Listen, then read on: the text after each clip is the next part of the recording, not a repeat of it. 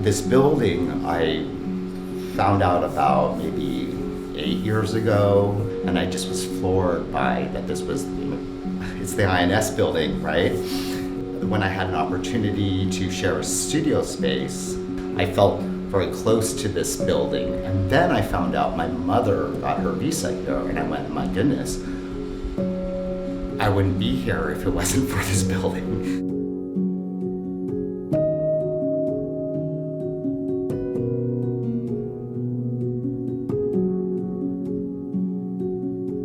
In March, the building went up for sale, and so a number of us tenants started to discuss, well, what does that mean, or what could we possibly do? This is the largest studio building in Seattle, and artists, they tend to be pushed around to different locations.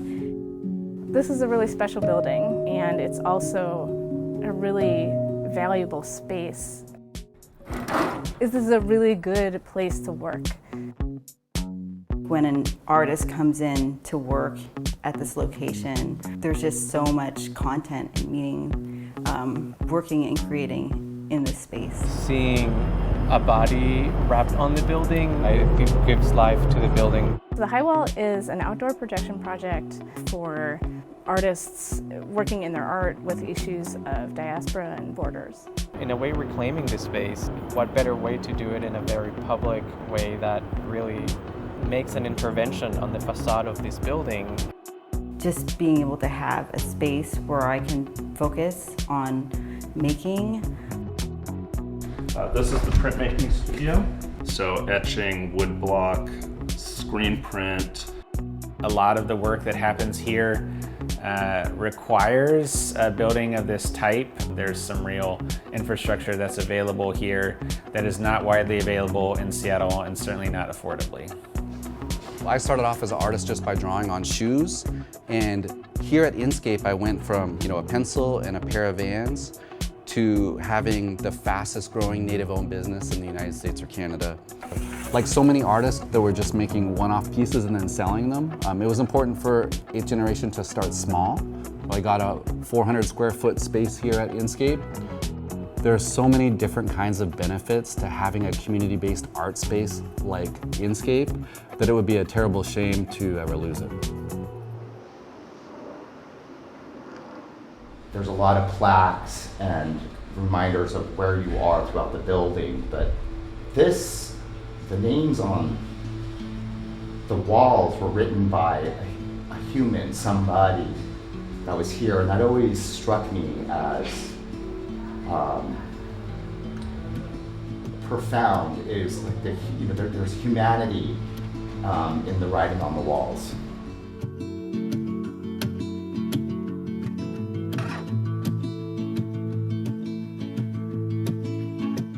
When I came here and was able to see some of the historical spaces in the building, like the areas that new prisoners were processed, you can see the handprints where they were made to stand with their hands against the wall.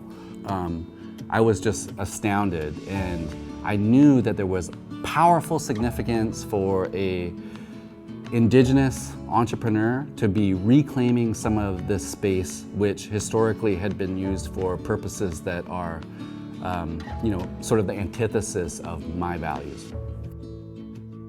So we have formed a community-based advocacy and preservation group called the Friends of Inscape.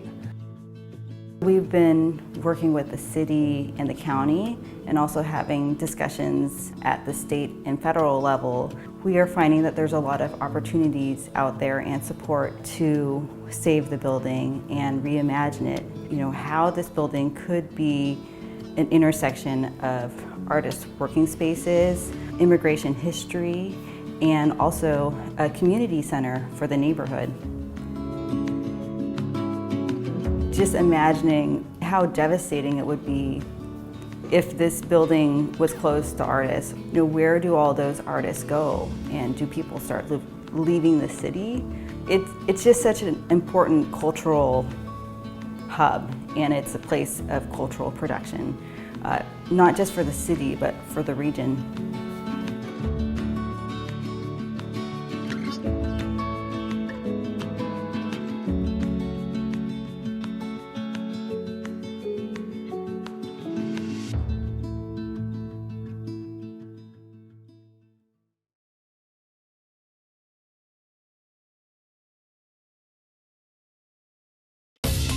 Watch City Stream Tuesday nights at 7 on the Seattle channel, or find us anytime online at seattle.gov.